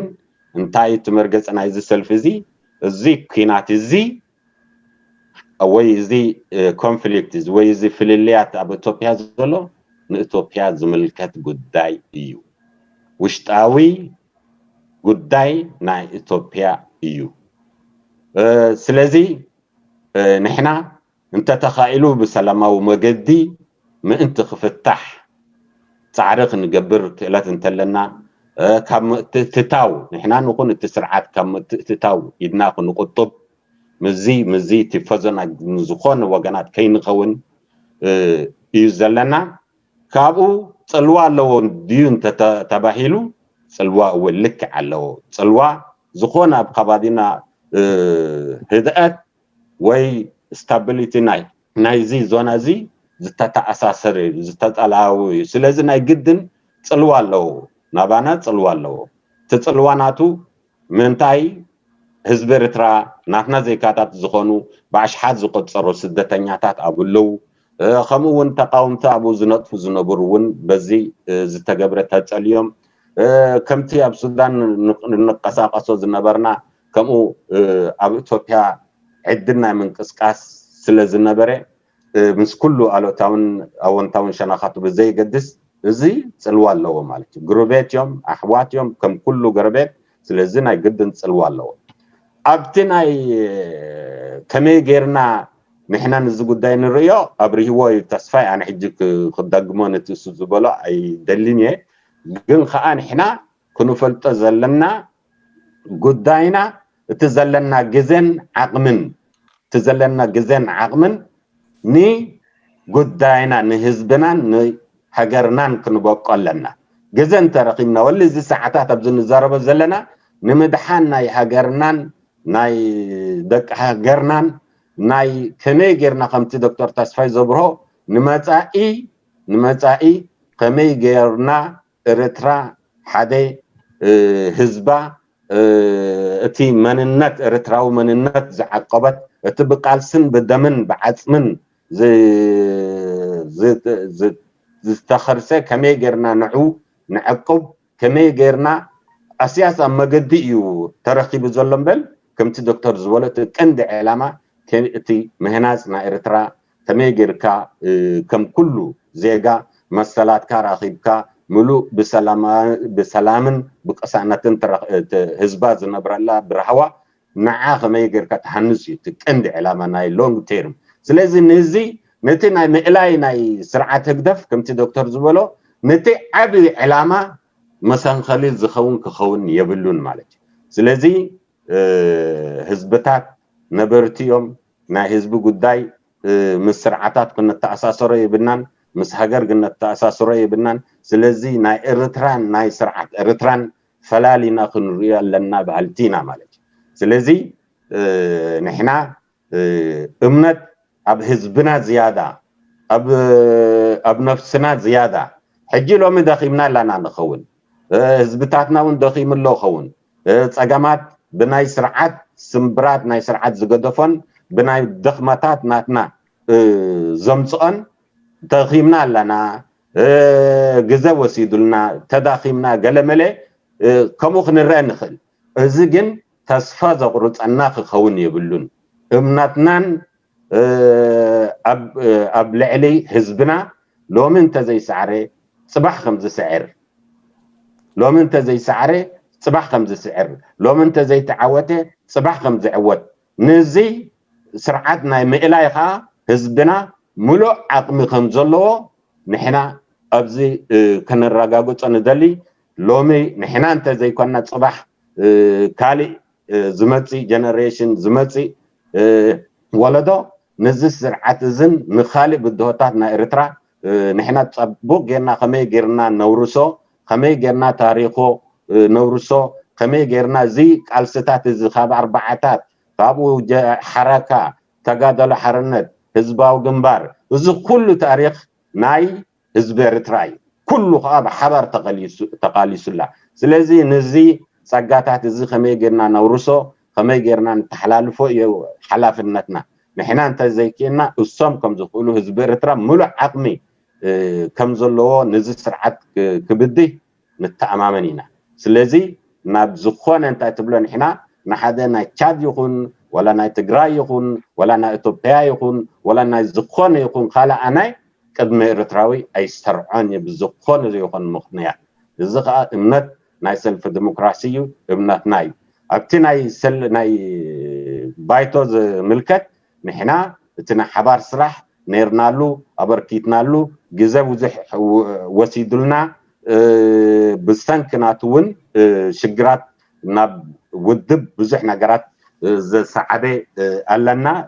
ዋጋ ዝኸፈልና ያለው ብተንከዚ ጽላላት እዚ ሕጅውን እምነትና ንሕና እሱዩ በሓባር ክንሰራሕ ኣለና በሓባር ክንህሉ ኣለና ብዝኾነ መካኒዝም ኣብ ሓደ ጽላል እንተ ተኻኢሉ እዚ ናይ ባይቶ ዝዓበየ ጽላል ዝሰርሕ ዘሎ ጉድለታት ኣለዎ እቲ ጥሙሕናትና ወይ እቲ ንደልዮ ኣይበጽሐና እወ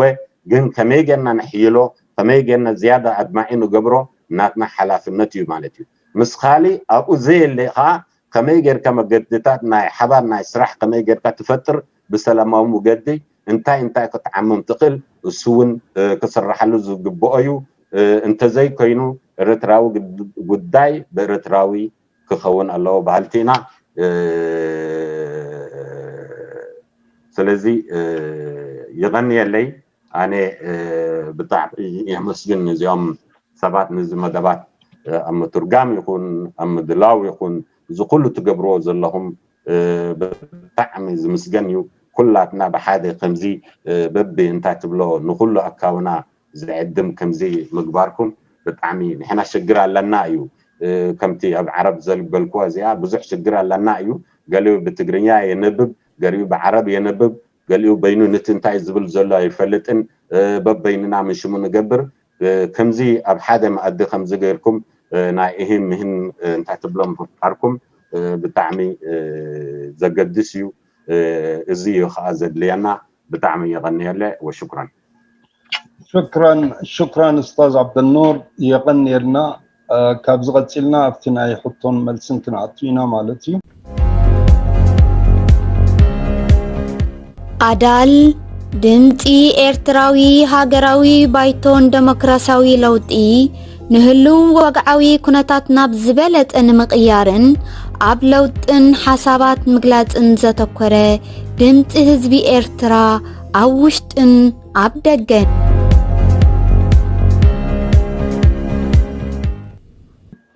كمتي أقدم زبالكو بجاكم توما أداوكم حفابيلكم دلوكم بقتا دايركتلي أفتحطو نقطاتو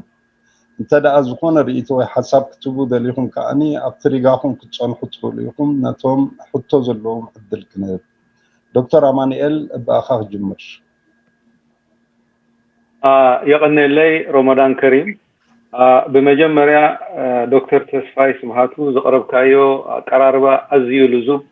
هاناتي زي تتاخويس لزخوري كاباي جميركا خنمهارلو زلنا قراربا ايو اي كلها منفس بقوم اندحر خيدو بزح نكيد نخيلينا كاو تبغيسه حجي حد حتى لنينا باها باربعه عنقر نطبتات نزي زلو كنتاتنا كسرحنا يخيليو تبلو اربعه نطبخ تقربلنا دمو خالكا زي ان قدامنت كتب لنا دمو خالكا مغنياتو بلوزب كل قريب كايخا يقني لنا ግን መታን ቤንችማርክ መታን ኮነ ናሲ አርባዕተ ነጥብታት ዚአተን ሲ ክሰግረን ዘይብልና አይና ትብለን ነጥብታት በአንኳር አቀምጥ ተብለና በጣም ደስ ምበለኒ የቀንየለይ ነዝገዛ ሀአ ደጊሜ ደጋጊሜ ከመስገነ ደሊ ቀንየለ ثانك يو دكتور امانيال دكتور تسفاي كم يمسلك عدل كنا كنت سلسته حطه وهي حنت حطه نعمل اسكاتري وصفنا اوكي استاذ نوري اوكي مساء الخير يا مساء النور هلا انا تسفاي طبعا بحكي يعني صبوق مقلتي تبع مرقص رشيدو انا بدوان دي مرقصكم يخون زلو انه بالذات دي خنتات زي دونانات فتيرو زلو ابدي وجه تمعكني تجراي كوين يعني كل سب يودادر لويالتي ناي تجراي يعني مش تجراي وين تجراي سايد يقبر ندحر خاينو ذات فيه علامه الاستفهام يعني لذلك هقول لو طاحنا انا بطعمي حقوس يعني كواحد يفو همتز بالكا انا ساوعي مستدوسات كاي مرقت نحن قداينا بعدنا نقبرون خيل بنفسنا امامنا نسرح نخيل ثلاثه همتز بالكايو كم قالستي ما عندنا طقم كابيو يمن ديو خاب تجراي ديو خاب قله اما قمت مركشنا مسوم كوينا ذز بهال دولو نوع زي ما دقاف كان بطعمي دشيلوني نسيو كمان كلهم ارتراويان بحبار كحبرام دخل زي حدي كلاي أنا حطونا تين أبنت نتاي تحطوها في أوداد باقي زبل أفتح قال تزاريبك إذا بزح يزر بزعبا قراو بايتو وبزحات والدبات إذا حد له لكن أبتك أو يكون أبتي السرارحو أبتي أدمع النتو أبتي زلو مناتو بنصر قدال زي تسامع عند حرزيك وينكا مرقات يكون أما رداتها زي تسامع عند حرزيك منال بات أدمع خون سلا زيكن كندو يعني جد حرقن دي عم تجينا ويحا وتاتي غيرو على لقى المراجعة تغيرو أدمع بدخل له من قد تزود أنا تمز السامعوا بحدا على لقى البلوك قبل تم كالوت بلوك قبل بتحريو بنصل كم زي جينا بالنت أبدي قرب جزء مستقراي زي كونه طلائي نزل سرعات كم طلائي زي قطرة عندولي أننا نصل دي ولا أنا أيدقفوني لكن نصل فعلا بوجرم كسرحوا كل يوم يعني بهم وكمان نحن لو نتنا إرتاح حدنتنا إرتاح نحن كلية بنان أبتلين تمركز يكون تندري لنا في التح ويبقى كابن ذلهم سرعات خفاء يكون نكنا متصل كأول حاجة يناقنا متصل لذي بنقحات نحن ندري لو تخاف ذلهم حاجة تذي كوينو زي تفلت منتاي خيد منتاي استعوينات الله زي تفلت لو تاكل خيد سنتين دلي زي أبتي وداد بانا إذا بايتو عبي جدا خطاوس لدخل الزوان وين كالوت سلدو سدوا ناتو ما عنده تأثير يعني في ميديان داري خايف كالوت تمكرو زي أكلنا تمكرو زي نبرو نيسورا نوري تحطوا الفيا زي نبرو نساتهم تغطاتيرو مو سلدلو على الأقل مع خووني قباء جبل ريتول نتانكيا أنا ماني الكجمر 4 كبت نتفني بالدهاء يعني وحنا قلنا طيب الآن أب كلتها مغلني إذا كلته ممتاز مغلن إذا قطر حالهم قطر خلتن نتحساس باب بزملكتين إذا قطر 3 قطر 4 كأني نود باب بزملكتين مالتي ما نتخلتيو كخيل عنده بحده إتي نتي التحساس باب بزملكت كن الساعة ما حلن كتسجرن زي بلنا قطر حده أب سرعة قدف لنا الراية حد خون الله لحد صلاحها بحد ما نتصل زير إخي كبيد حد خطك على كم تقدم زوالكو سجاب of course إثناء سرعة قدف أطح هذا شكاني معرض كانوا خاني بتحتنك تحت تورد مالتي مناطق حد حبر السر يعني نفس مناطق فيه نفس أمر يتقرب مالتي جن تاخذ بلا زلنا إذا سرعة زي عده إريتراو سرعتي أبزخ نطارا تقريبا نايوش تنا سرعتي كلاي شاف لاقي قبات سرعتي نتيجة تقوملو ناي فلالي خاقزا أتحذا بقو ناتو فيكتيمس ويدماني قدات كنكون يبلنا نحد آني كم حدا نخل لنا بحبار سقط أنا إلنا رئينايو بحبار ما نخلق على سئنا زي متأمان كانت فوينا مالتي أبصورة إيرترا أما إذا خلنا تقمنا كوف كورف نصف نير السرعي قن نحبار على دانيرنا بحبار كأت على سنات سوينا هنا نصنا مالتي إتبدي حروق خمس اللخاء خومي مالتي إذا حدي إذا خل أيتي كتسجر زي بالله إذا إيرترا أي تقرمم أتشرمم تبل كوابوتاتنا زورسنا ذي قداسيتها مناتو إتي أب سفلا لإوانات كمتس زخيل نزي كتناخف زخيلي مالتي سلازي إيرترا indivisible entity ذي قداسيتها بتحساس باخون ولا بتكبر نزي آن لحد أني زي تناخف متي كنا قوامون لنا مالتي إتي خالق زرزر أب تحسيز بزح كمتس زخيلي مالتي خالق نحد هذا حسابات زرعين قالوا كم رأي إتي ذلك ودباي مالتي ودبا خلت عينت ودبا خد لنا كل جزء استفر على بزح الناس اللي زلنا نعيد نصور أصفر على حسابات بحنساب شاف لك عجب عليك بحنساب كنت مصعد خلينا حمد لله زبره كنت قبله لك أنا جزيو ناي مسرح حتى جن إتي حبشاوي ني مسرح حجرنا تمهنا استقمك خمسنا بايت ودبا نعرق إبكا نصبن بتكبر رينايو ناتي لو تي كمتصعك على سلازي تكتب على حتى زلك كم تي قرب غرب قرب ناي تحساس بالوطن ودبا اللوطن يدلينا مالتي حادة سفع هاجراو حيلي رالخ قبر زخيل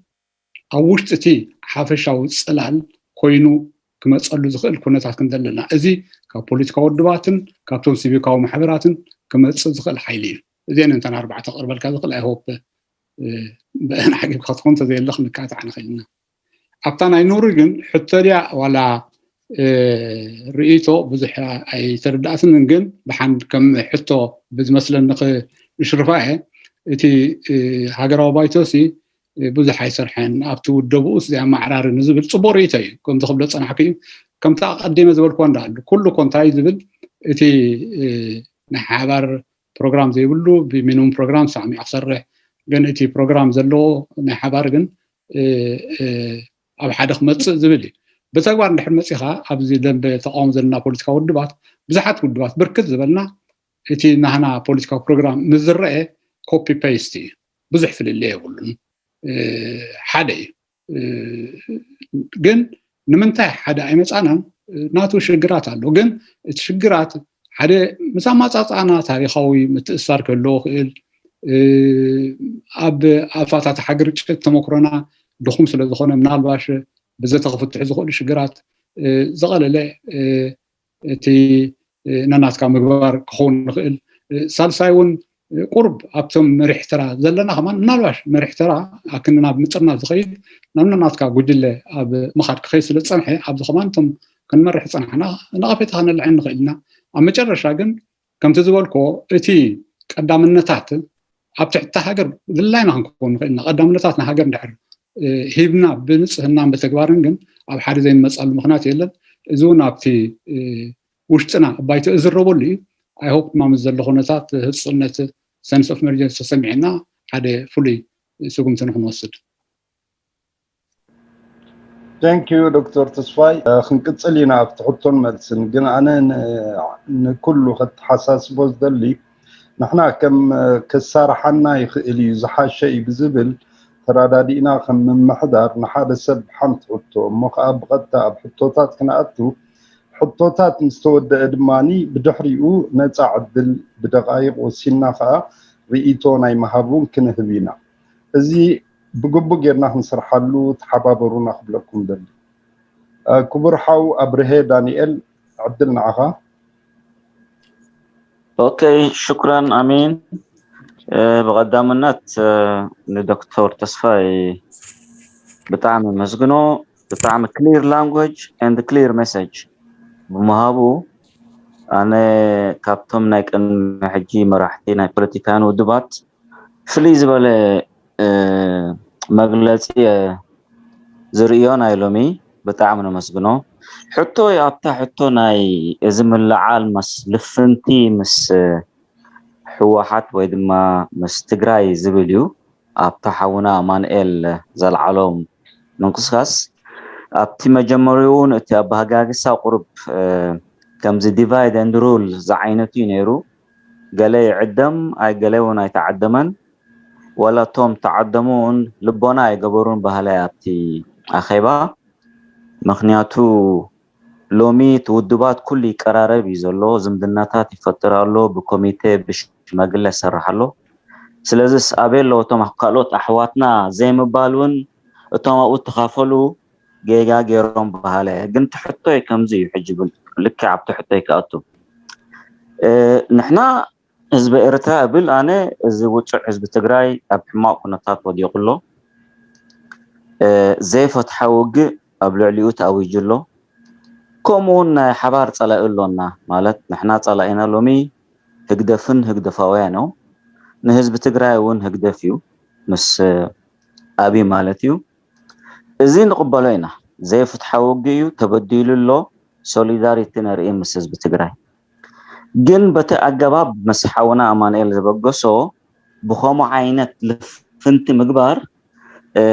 كم تزغلت كيو عبق يجايو مغنياتو لومي أسرات الله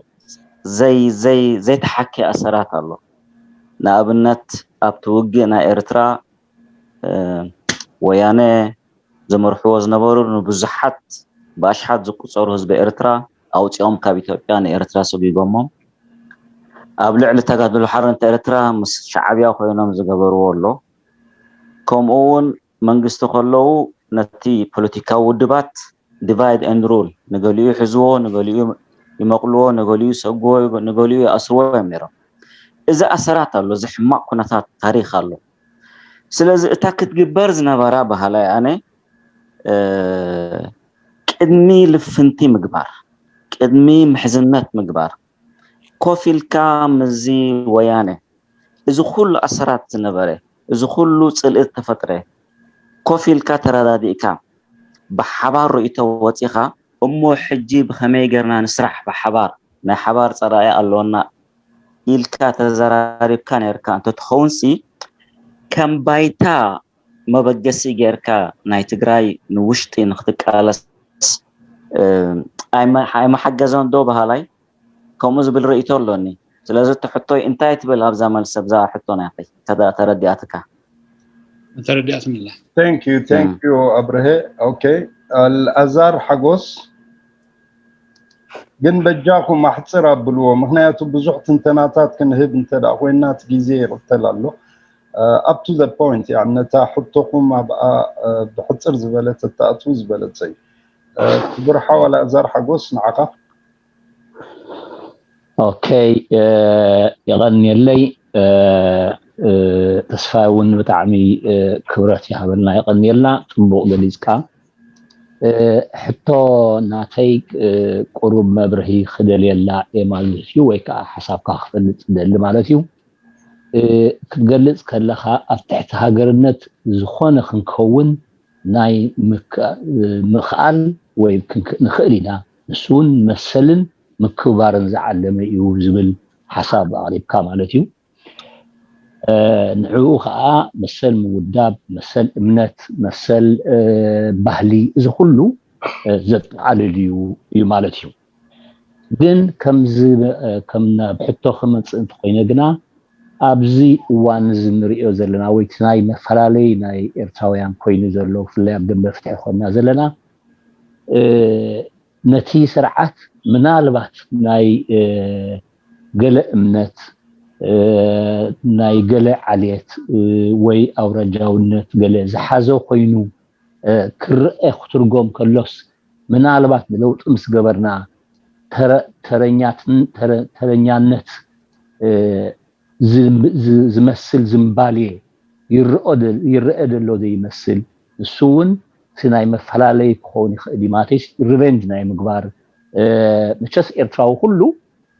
ኣብ ትሕዛ ኤርትራ ከም ዝገለጽካዮ ኩሉ ክንከውን ንኽእል ኢና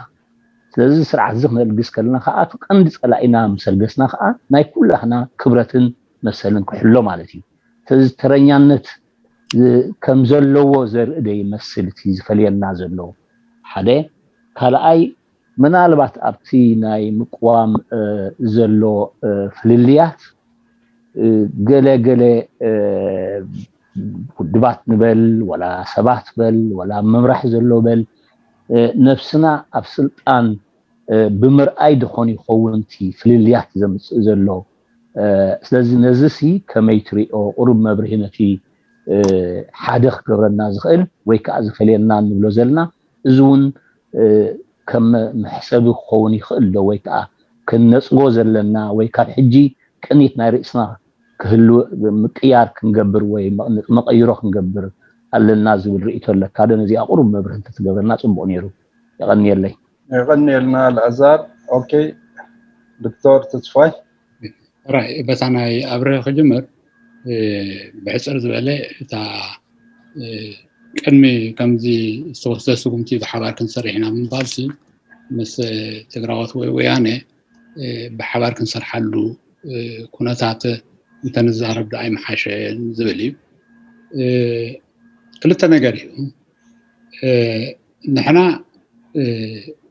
مقالسي بوتا ስለዘይ ረኸብና ኣብ ደገ ኮይና ክንቃለስ ተገዲድና ተቀዳምነት መረጽናዮ ኣብ ፖለቲካ ውድባት ካብ ኣብ ሾደን ዓዲ እንግሊዝ ኣሜሪካ ኾንካ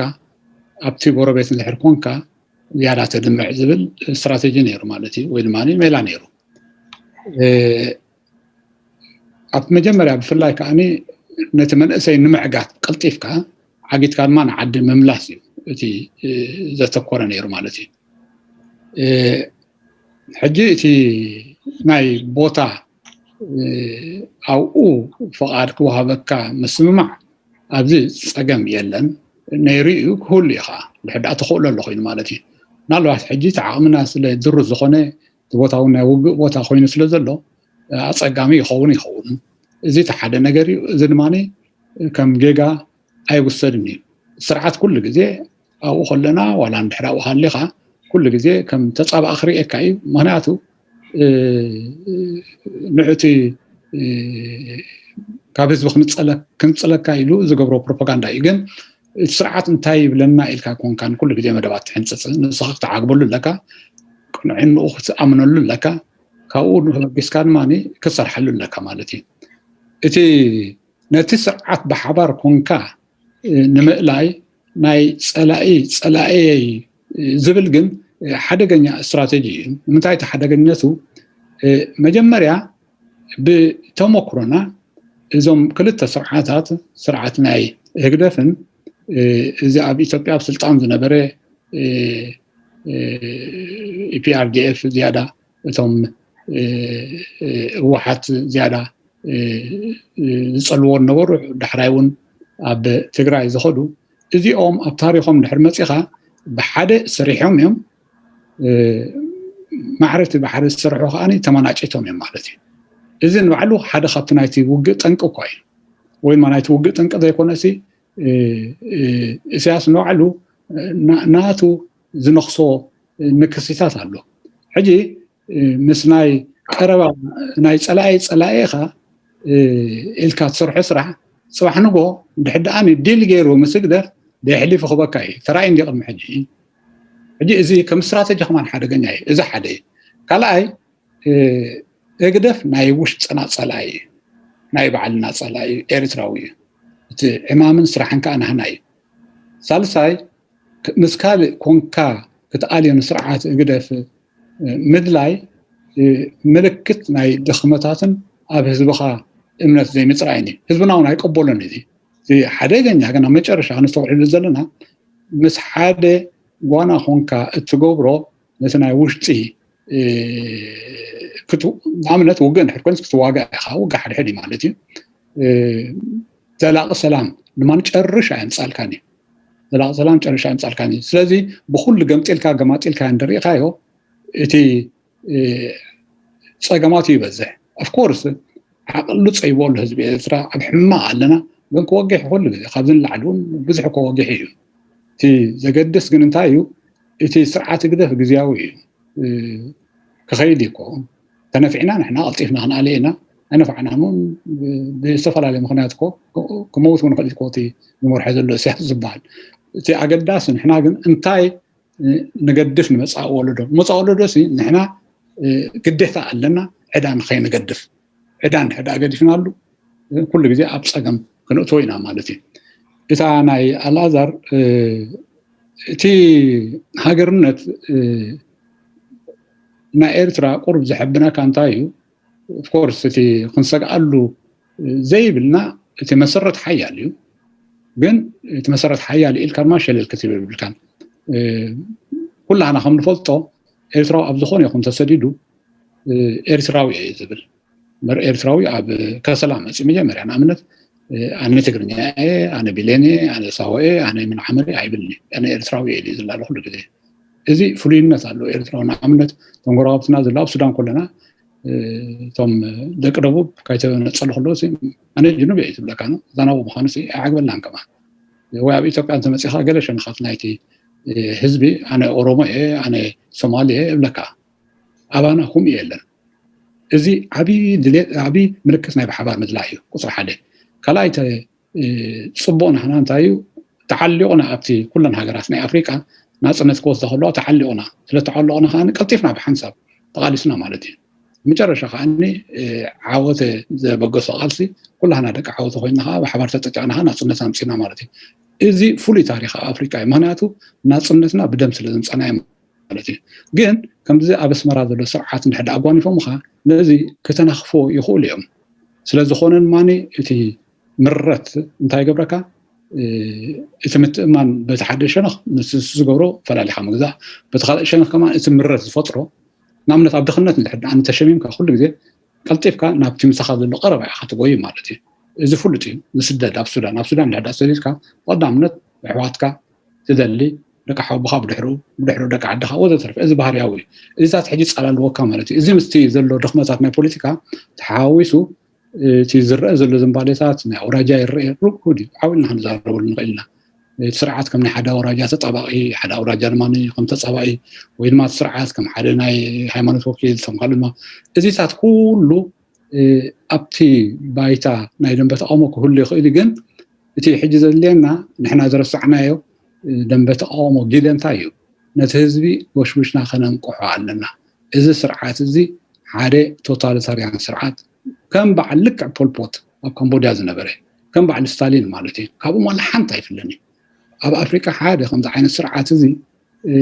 ዘሎ እዚ ስርዓት ኣስመራ ዘሎ ጥራይ በቲ ሓደ ሸነኽ በቲ ካልእ ሸነኽ ድማኒ እዚ ስርዓት እዚ እንድሕዳኣኒ ብከምዚ ዓርዛምዳ ዝሪኢኻዮ እቲ ናይ ሪቨንጅ ክመፅእ ዝብል ኣነ ኣብኡ ቁርብ ብዙሕ ኣየስግእን እየ ምክንያቱ ህዝቢ ኤርትራ ብታሪኹ ተባሊዑ ተዋዲኡ ተታኺሱ ኣይፈልጥን እዩ ለባም ህዝቢ እዩ ነዚ ታሪክ ብዝማኒ ከነውርሶ ኣለና ማለት እዩ እቲ ናይ ኣብቲ ደንበ ተቃውሞ እንድሕር መፂኻ እወ ብዘይ ሓሶት ኣነ ንባዕለይ ኣለኹ ብዝለዓለ ደረጃ ኣብ ደንበ ተቃውሞ ይዋሳእ ማለት እዩ እቲ ተፃወርነትና ኣብቲ ነቲ ደንበ ተቃውሞ ንመርሖ ዘለና ኣዝዩ ትሕት እዩ ትሕት ስለ ዝኾነ ኮፍ ኢልካ ክትፈትሖ ብምርዳእ ዝከኣል ነናትካ ጉጅለ ሒዝካ ክትከይድ ብቐዳምነት ትመርፅ እዩ እቲ ሓደ ሸነኽ እዚ ሕማም እዚ ከማንሲ ኣብቲ በርጌሳዊ ማሕበራት ከማን ኣቲኖ ዝኣክል ክንህር ከሎ ፅቡቅ ነይሩ ኣብ መንጎ ከዓኒ ገለ ሽግራት ተጋጢሞ ሽግራት እንድሕር ፈትሽ ኣቢልካ ኩሉ ግዜ እቲ ሓውሲ ስልጣን ኮይኑ ስማዓካ ማለት እዩ ንኣብነት ናይ ፖለቲካ ውድባት ሽግር ኩላህና ጉባኤታት ንሳተፍ ኢና ጉባኤ እንድሕር 7 መዓልቲ ኮይና 6 መዓልቲ ፅቡቅ እዩ ዝኸይድ ኣብዚ ዝኸይድ ክትዓት ናይ ፕሮግራም ናይ ቅርፃታት ዋላ ሓንቲ ፍልል የለን تا شرعيت معلتنا مرحله المرجات متخلا ጫው መጽ ማለት እዩ ኣብዚ ኣተሓሳስባ እዚ ክንወጽእ ኣለና ወላ ኣዋሳ ዝራእና ይኸውን ነይሩ ኣዋሳ ኮነ ወይሕገርና ትምብላዕ ዝመጽ መጨረሻ ዝነበረ ናይ መርሕነት ክንደይ ተኹንዶ መንኹንዶ ወዘተረፈ ዝብል ማለት እዩ ስለዚ ኦብሰሽን ኣብ ስልጣን ዘየለ ሓደ ብጻ ያለ ኸጠቕሶ ሓመጽሃ ስልጣን መንእስያት ምስሉ ሰዓገር ጎርና ኣብ ኣዋሳ ስልጣን ተዘሊኹም ኣስመራ እዩ ዘሎ ስልጣን ናብ ዝድማነ እዩ ዘሎ ኢልዎ ስለዚ እቲ ኦብሴሽን ናይ ኣነ ናተይ ቁኑዕ ንዓይ ስምዑኒ ዝብል ነዚ ዝመፅእ ሓድሽ ሓሳባት ምንፃግ ክንዲ ኣስተውዒልካ እዚ ብከምዚ ዕርዮ እዚ ድማ ብከምዚ ቅቡል እዩ ኢልካ ምኻድ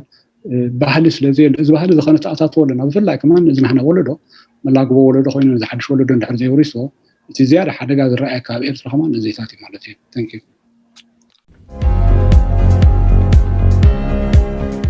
ኣዳል ድምፂ ኤርትራዊ ሃገራዊ ባይቶን ዴሞክራሲያዊ ለውጢ ንህልው ወግዓዊ ኩነታት ናብ ዝበለጠ ንምቕያርን ኣብ ለውጥን ሓሳባት ምግላፅን ዘተኮረ ድምፂ ህዝቢ ኤርትራ ኣብ ውሽጥን ኣብ ደገን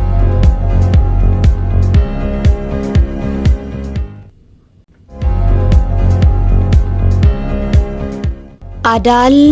ድምፂ ኤርትራዊ ሃገራዊ ባይቶን ዴሞክራሲያዊ ለውጢ ንህልው ወግዓዊ ኩነታት ናብ ዝበለጠ ንምቕያርን ኣብ ለውጥን ሓሳባት ምግላፅን ዘተኮረ ድምፂ ህዝቢ ኤርትራ ኣብ ውሽጥን ኣብ ደገን